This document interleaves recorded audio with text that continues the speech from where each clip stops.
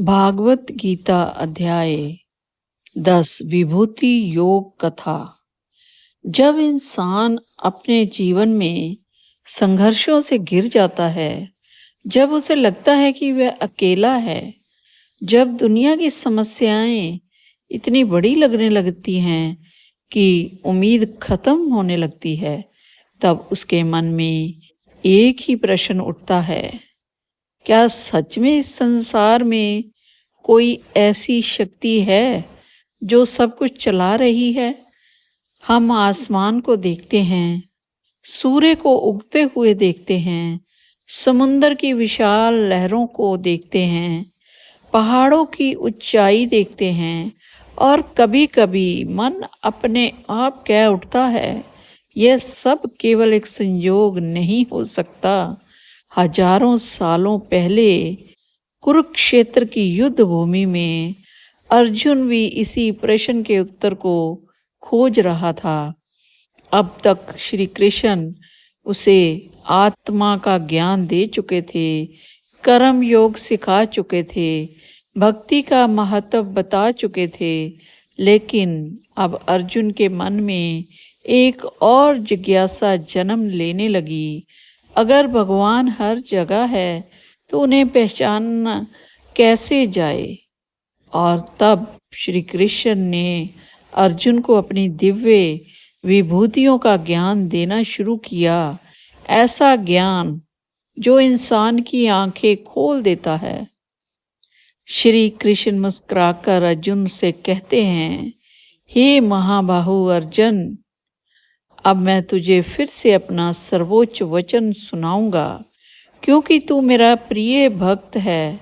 यह केवल शब्द नहीं थे, यह भगवान का प्रेम था, क्योंकि जब भगवान किसी पर कृपा करते हैं तब उसे केवल ज्ञान नहीं देते, उसे अपनी पहचान देते हैं। श्री कृष्ण कहते हैं, देवता और महर्षि भी मेरे वास्तविक स्वरूप को नहीं जानते, क्योंकि मैं ही उनका आदि कारण हूँ। अर्जुन ध्यान से सुन रहा था और पहली बार उसे एहसास होने लगा कि श्री कृष्ण केवल उसके मित्र नहीं हैं, वह समय इस ब्रह्मांड की मूल शक्ति हैं। श्री कृष्ण आगे कहते हैं, मैं ही सभी प्राणियों के हृदय में स्थित आत्मा हूँ। यह वचन गीता के सबसे गहरे सत्यों में से एक है।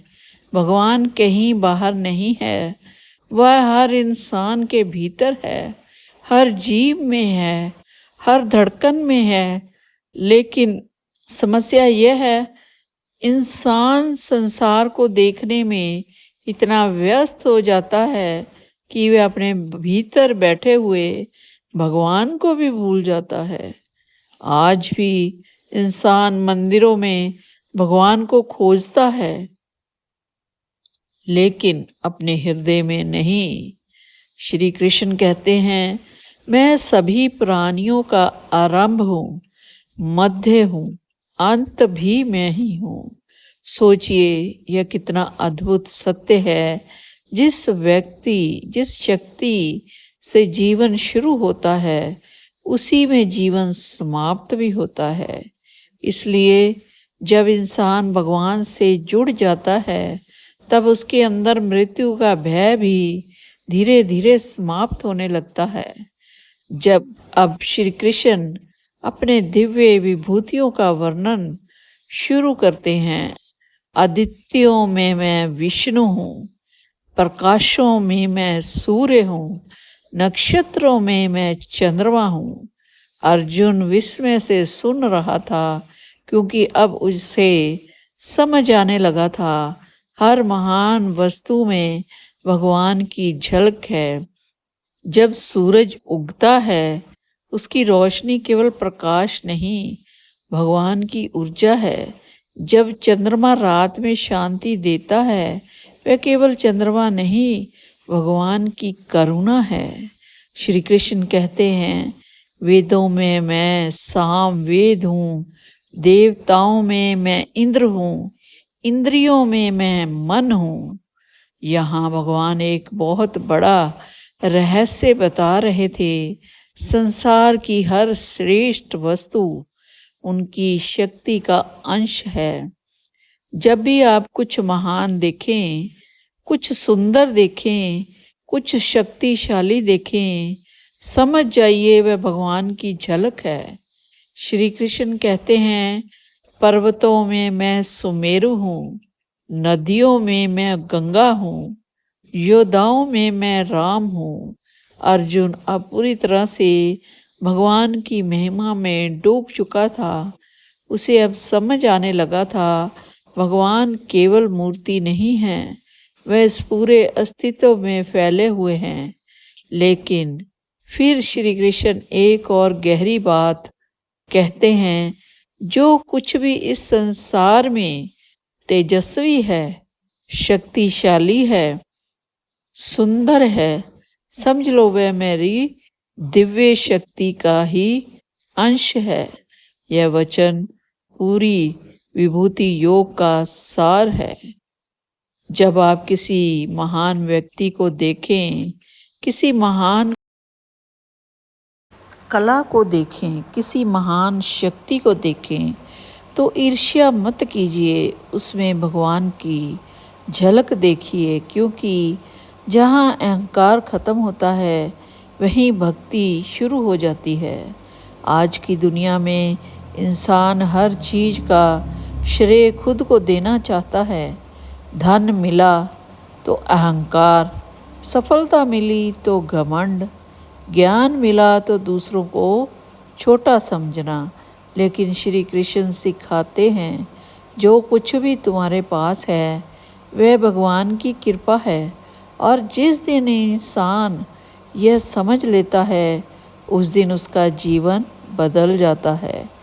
अब अर्जुन की आंखों में श्रद्धा थी, वह समझ चुका था, जिसे वह अब तक केवल मित्र समझ रहा था, वह समय ही परमात्मा है।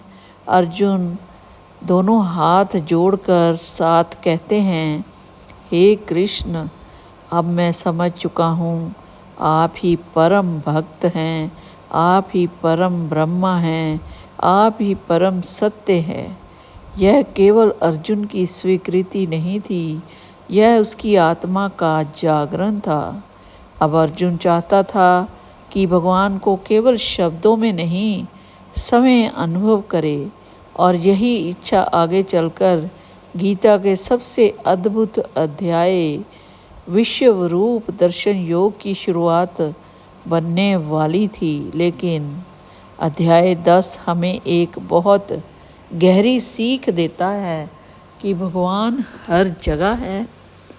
हर महान शक्ति भगवान का अंश है। प्रकृति भगवान की अभिव्यक्ति है। अहंकार इंसान को भगवान से दूर करता है। श्रद्धा इंसान को भगवान के करीब लाती है।